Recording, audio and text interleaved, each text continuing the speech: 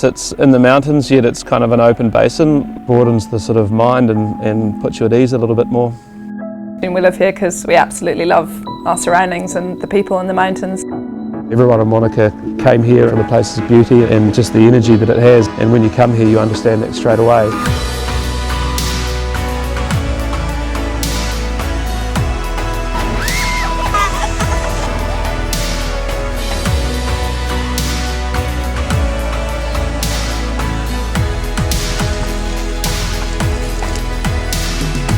A lot of people with depth in this town and passionate about what they do and where they live.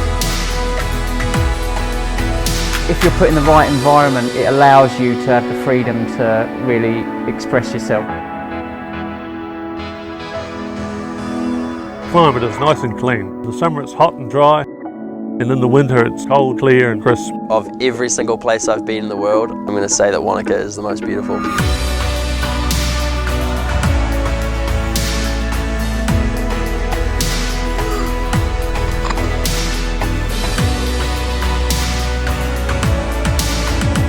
So this is the chair for contemplating the universe.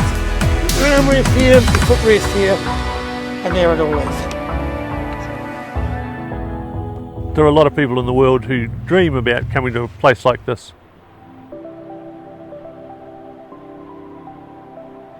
Okay, welcome to New Zealand for what is now the second race of the 2016-2017 Worldloppet series. We're here for the Merino Muster at the beautiful Snow Farm. You can see a map of the course just coming up on screen, which is quite an intricate course, and it gives all of our participants, whether they're elite or further back in the field, a really nice showcase of some of the spectacular scenery around New Zealand. We're in the South Island of the Snow Farm, which is just up from the Cardrona Valley. It's just a short drive up from Wanaka, which is the main town, which is near the Snow Farm. You can see that we've got quite a large international representation at this field. Skis from 20 countries represented, and you can see there's plenty of Australians and New Zealanders in there. But most importantly, an awful lot of skiers from Europe and Scandinavia, from Asia, even from South America who've come over to this event, which is a magnificent showcase of skiing in New Zealand. We're just getting ready for the start here. Perfect temperatures today, around about 0 degrees. Tracks have set firm and fast for this 42 kilometre freestyle event. And you can see from the course map that it's quite intricate in terms of where the athletes are going. They're doing several loops both around the start-finish area, but then the course takes them down into some more expanding areas as well, which really does provide some magnificent views into the Mount Aspiring area, as well as the Southern Alps, which is just New Zealand's world renowned for that.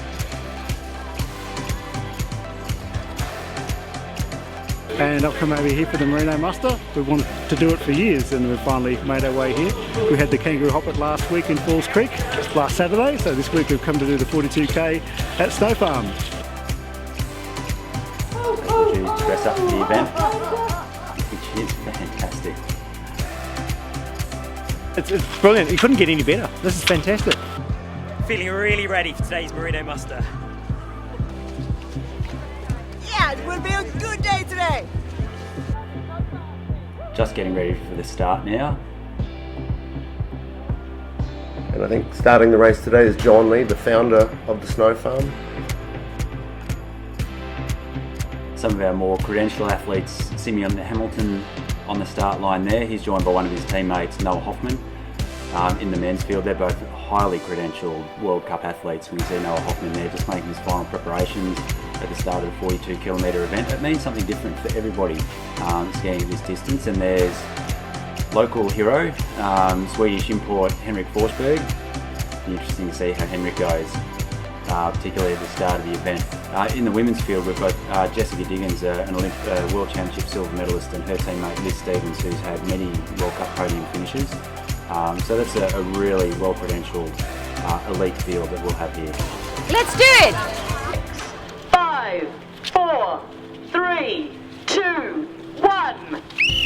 Okay, we're off. Now, my name is Ben Derrick and I'm joined by New Zealand skiing legend Sam Lee. Now, Sam, you've got a very strong attachment to the snow farm, obviously, as well. Yeah, well, the snow farm is my family's farm from back in the day, and John Lee just started the race, my father, and as you can see now, the 42-kilometre competitors are heading around what we call Mary's Trail, which is named after Mary Lee, John's wife, my mother.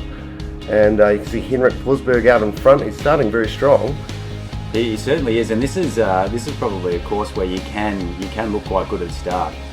Henrik hasn't done a lot of racing over the last 12 months, so he's coming into this event probably with a little bit of a blank sheet in terms of where his form's at. But it's not a difficult start. The skis will shoot around Mary's Trail, just around the back of the knoll, and then they'll come into a series of downhill corners where they drop down through the home trail system before starting to climb up. And it's during that climb up, which is in the first 7 kilometres of the race, that we'd expect some of the athletes to start working a little bit harder. You can see Henrik certainly enjoying his time at the front there. I'm not sure it's going to last. Well, I don't know how he's going to go, but you've got to be careful on these switchbacks as you go down, because you can carry a lot of speed. And as you said before, it's about 0 degrees today, so we've got firm snow underneath, a little bit of a icy crust on top that's starting to soften up, and so it will be lightning quick down through these downhills. And it's certainly, a lot of these competitors have commented prior to the start. We got out and about and had a discussion with a few people, and they're looking forward to skiing 42 kilometres on really firm tracks. Now, there's a few different areas to this race, Sam. There's the home trail system, which provides great spectating and viewing opportunities for everybody at the start-finish area, where you can see the skiers, almost the entire field for the majority of the first 7 kilometres, and then they head out onto a couple of bigger loops. Yeah, so during the race, the competitors will come through 3 times. So they'll do the 7-kilometre loop that you can see them heading down around now, and they'll come back up through. They'll then head out around for their first trip around what we call the loop. So they go down along a river run and head into a very long, steady climb back out. And the way these hills are shaped, there's a lot of ridges running down towards the Roaring Meg River, and so the trails meander in and out of those, and then they'll head out around Hang Valley, which is probably one of the toughest sections. It's in the middle of the race, and that's where we'll really start to see the men sorted out from the boys and the women sorted out from the girls. And I think that's it's probably a little bit different to some Worldloppet races where they might be held in the bottom of valleys or on fairly benign tracks under fairly benign conditions. But the snow farm, it's not a difficult marathon, but it really does. There's components which do test the elite skiers and test the skiers further back in the field as well. Now, we've just gone on to pick up our 2 first men. It looks like they've disposed of Henrik, although Henrik I think will probably stick around for a while because he is going to ski a really, really solid race when you see Henrik coming through there. He's a very strong skier, and he's got a lot of local support. He's been working with a lot of the juniors, so he'll get a lot of cheers every time he comes through any of the aid stations. And here are the 2 Americans out in front, cruising along River Run at the moment. It's a fairly flat, easy section of trail. Just there we had Jessica Diggins leading a teammate, Liz Stevens. Now, they are really well-credentialed World Cup athletes, and they've been training here in New Zealand for the last few weeks. They come down every year, and they find that, culturally, it's a really easy place to stay. They're well looked after. The trails are prepared absolutely magnificently every day of the year, and I'm sure it's beautiful sunshine every day, Sam. You've really turned it on for today's event. Well, it only ever snows at night in New Zealand, and it's sunshine every single day, so yeah, we have turned it on. And as you can see, the beautiful schist formations that you'll see in the background of some of the shots, that's the glacially formed hills around the Pisa Range. We'll see some shots a little bit later, some scenery shots where it pans around and picks up some of the scenery. And for these athletes, Worldloppet skiing, and particularly during marathons, there's so many different things that are important to them. One is to stay in shape, and everyone here dedicates a reasonable amount of time to training, whether they're at the front of the field or whether they're at the back of the field. It is a really, really good lifestyle for them to be able to lead.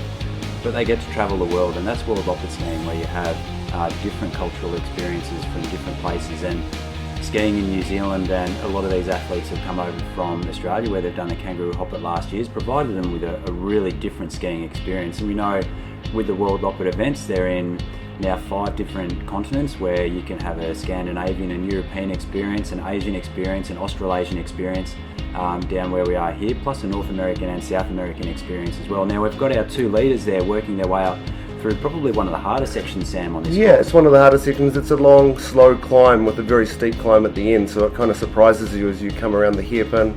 And they're just going to pop out of sight at the moment, and they'll come around the corner and they'll enter into that steep climb.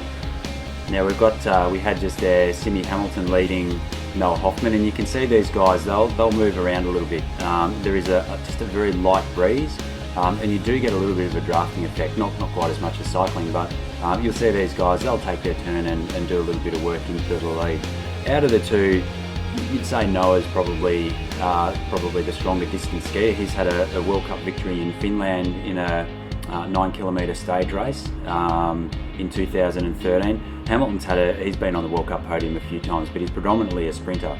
But look, like all World Cup athletes, these guys are good sprinters and they're good distance skiers, and it's nice when they switch into doing marathons as well. Now, one really nice thing about this course, Sam, is it's the people that are back in the pack a little bit, because the courses do overlap a little bit. They get to see the elite skiers as they're either coming through or get to see them on a different trail. Yeah, Ben, if you look this section here, you can look down and you can see skiers coming down from below, and it works great for the skiers further down in the pack. You get to see obviously the faster skiers coming through, and if you're more competitive, you can actually keep an eye on where the rest of the competition is, and you know, if you're trying to beat your mate, then you can keep an eye on where he's at. That's right. Sometimes it's not a lot of fun, Sam, to look up a big hill and see skiers right up the top and think, oh gee, I've got to get up there.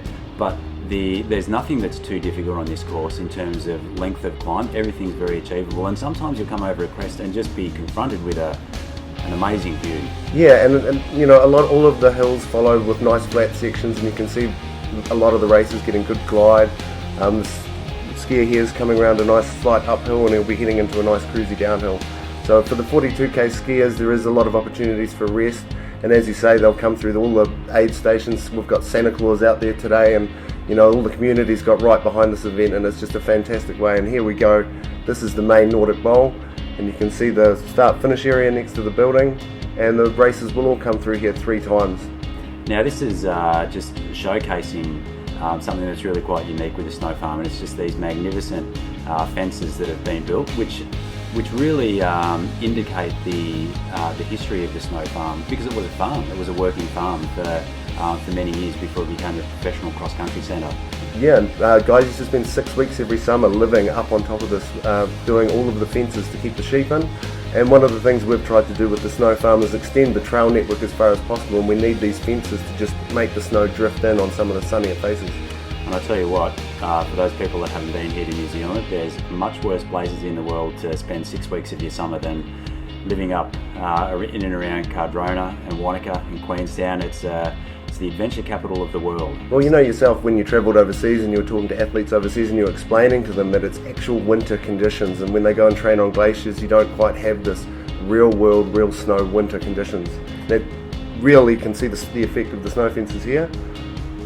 That's a really nice part of the course actually, where these skis are just coming into Hanging Valley, which is probably a harder section of the course. A little bit more demanding. It's got some technical bits which will test some of the athletes here, but you can see the snow fences have collected the snow that the course preparers have been able to put in a really rock solid ski trail, but there's not a lot of snow that's off the course, and that's very clever planning. Yeah, well, it's a purpose-built cross-country ski area. It was founded and started in 1987, and the Merino Muster the race originally was created to get more New Zealanders into cross-country skiing, and I think the numbers the first year we had predominantly farmers coming up for it. I'm not sure you get too many farmers cross-country skiing, but we could see from the start list that while there's quite a few New Zealanders in there, this has now become a really attractive race for a lot of international competitors to be able to do. And again, you know, it combines that lifestyle. And look, we'll say here, this is the conditions of the day, skiing in shorts. It is a magnificent day, but the snow is staying really, really firm. It's just one of those very, very special days. You couldn't have had more perfect conditions for a race. Even the breeze was actually, some of the races commented, quite nice to cool off on some sections. But this, you can see the trickiness of some of these downhill hairpin corners and some of the nice rolling terrain we've got through the Hanging Valley section. These skiers have, as much as most people put their head down when they do a marathon, but most skiers are looking at this. It is absolutely spectacular. The high country here and the mountain formations here are breathtaking, absolutely breathtaking. So we must be heading into about 25-30 kilometres now, and some of the races starting to show a bit of wear and tear. There are plenty of aid stations along the way, and they get used by different people for different things. A lot of the elite skiers, probably have service provided to them by some of their servicemen, but a lot of people back in the pack really use those drink stations to refuel and rehydrate, and also have a little bit of a break. There's plenty of lollies and cake and sports drink and plenty of things to be able to keep people going. So those aid stations are well spaced throughout the competition. We had a really nice view there of just the colour contrast in between snow and not snow. And we're getting into spring here, Sam, so this is towards the end of the New Zealand season. Yeah, and so in the spring the Hang Valley section tends to be the first set of trails to go, but we keep the loop going, the more southern section of the trails where you can see the more consistent snow, they'll go right through. And it is a fantastic network of trails, and for training, for just having fun. And one of the great things about New Zealand is you can be up in the snow, and then at the end of your day skiing you can drive down into town and you can go for a walk around the lake. You can go on some spectacular walks around the area. It is a fantastic place to visit in winter, because you can be in winter and you can also engage in some great summer activities as well. And that's New Zealand's widely known as an area of the world that you can do so many different activities in one day. And I think this area around Wanaka and Queenstown, up into the snow farms, is just absolutely fantastic for that. Now, when the season's done, Sam, and the trails are starting to close down, it looks like there's a lot of skiing terrain out there as well, so you can head off track and do some crust skiing. Yep, there's some great backcountry skiing up on the Pisa Range. You can head out, and there's some great rock formations, the column rocks. There's huts out there that you can go and stay at as well. One of the aid stations is positioned at the Meadow Hut, which a lot of locals use quite often on the weekends to go out and stay in, and run by the Snow Farm. And they have the Bob Lee Hut as well, named after John Lee's and my grandfather Robert Lee, who got the farm after World War I when he returned, and to populate the South Island of New Zealand the government gave the returned servicemen through a ballot system blocks of land, and this was the block of land that our family got, and that John has now started the Waiara Snow Farm on. I'll tell you what, in terms of a ballot, he certainly had a very lucky draw there for what was probably a fairly sparsely populated area back in 100 years ago. It has now become quite a thriving tourism centre. We can see just through the snow fences there some of our skiers working their way through this field, and we are starting to progress through through the field into some of the more technical sections towards the back, but you can just see the amazing vista there from the Pisa Range. This participant's probably making sure that they get around the corner. You want to make those corners, that's for sure. And it's one of those days where I think it was for a lot of the competitors, it wasn't actually as quick in the grooves as to stay out of the grooves as well, so that really shows the conditions of the track were just fantastic.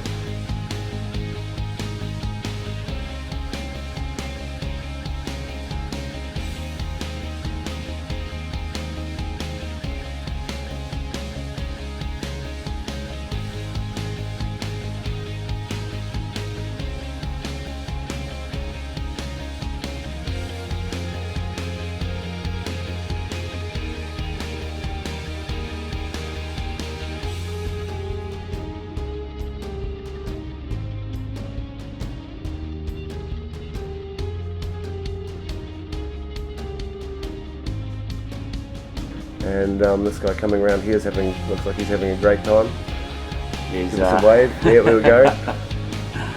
Certainly, it's certainly different up the front of the field compared to some of the experiences that are held back in the field as well. But something about this, and I know the atmosphere prior to the event was just outstanding, with very warm New Zealand hospitality, catering for everybody, whether they're international or domestic skiers.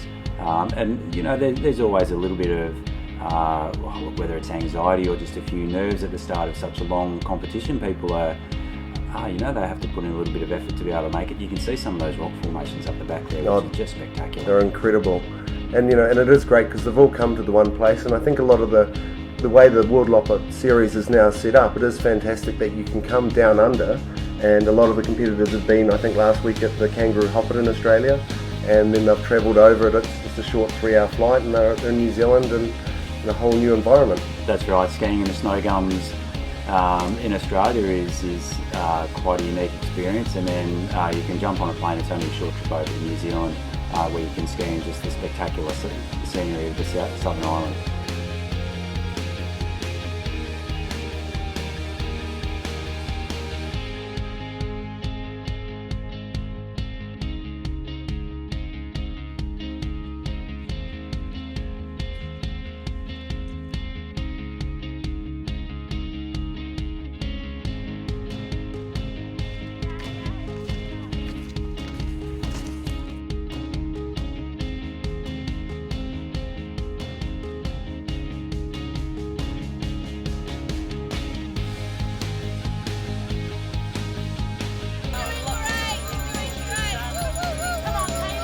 There's certainly plenty of support when the athletes go through the aid stations and out on the course.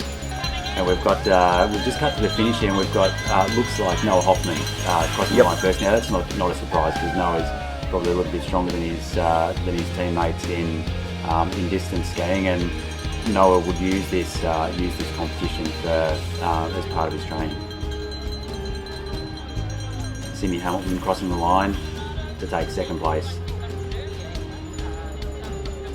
I'm Noah Hoffman from Aspen, Colorado, and just finished the Merino Muster 42K, and it's such a beautiful day out. It couldn't be more perfect conditions, and it was a really cool race, and I'm psyched I got to hang with my teammate for the whole thing, and yeah, it was just an awesome event. It was a super cool race, the 42K here. First time I've done it. It's a beautiful spring-like day. The snow is super fast, and the energy and atmosphere were just great out there. We had a bunch of people cheering us on as we went by, and all the volunteers were doing a great job at the feed stations, and it was a super fun race, so we're looking forward to coming back and doing it some more in the future. Our first female finisher, Jessie Diggins, crossing the line, and Jessie only just got away from her teammate Liz Stevens, that you can see there just in the final finish straight. Now these girls did go pretty hard, and they're right up amongst it in the men's field as well.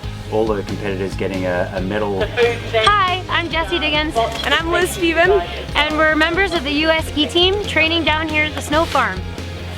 We're here for a training camp, and it just happened to work out that the Merino Muster was during our camp, so it was pretty exciting to have such a perfect day to race.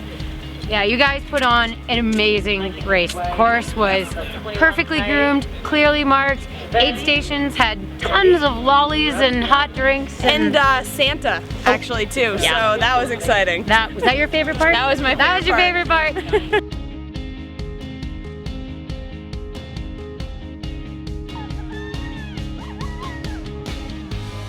And here we have some more finishers coming across the line. Everyone looks like they're having a fantastic day today. Now this is, like we said before, every finisher gets a medal, and that's a real source of achievement for a lot of people. They collect their medals, plus significantly collecting their stamps in their Worldloppet passbooks as well, where they build up their credentials to be Worldloppet Masters. And the people that ski in the Southern Hemisphere races certainly earn those stamps, because it's quite often a long plane flight out for them. Plus they're skiing out of season as well. Hi, my name is Henrik. I'm from Sweden, and my race was really hard today, but I made it through. So third overall in the men's, I think. So pretty happy with that. Yeah.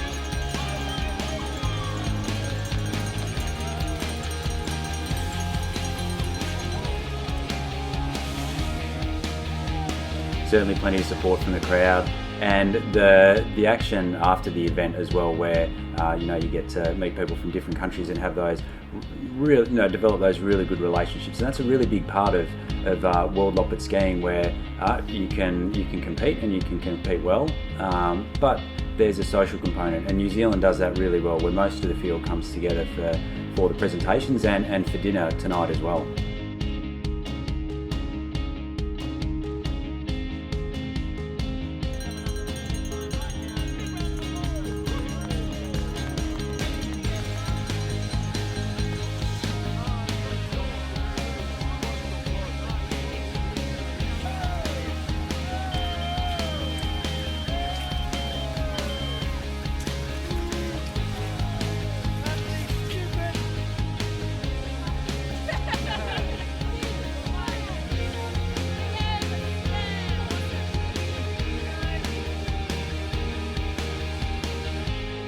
And here we have our prize giving ceremony, and And prizes in our women's event, Jessie Diggins in first place from the US ski team, followed by a teammate Liz Stephen.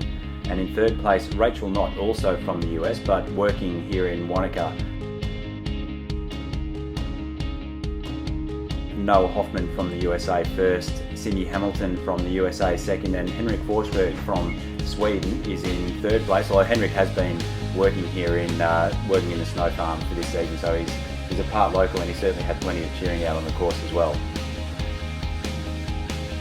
So there you have it. That's the Merino Muster for 2016. Be on again next year, where you can see the magnificent New Zealand scenery in 2017. Thank you very much, Sam Lee. Thank you, Ben Derek. We'll see you again next year.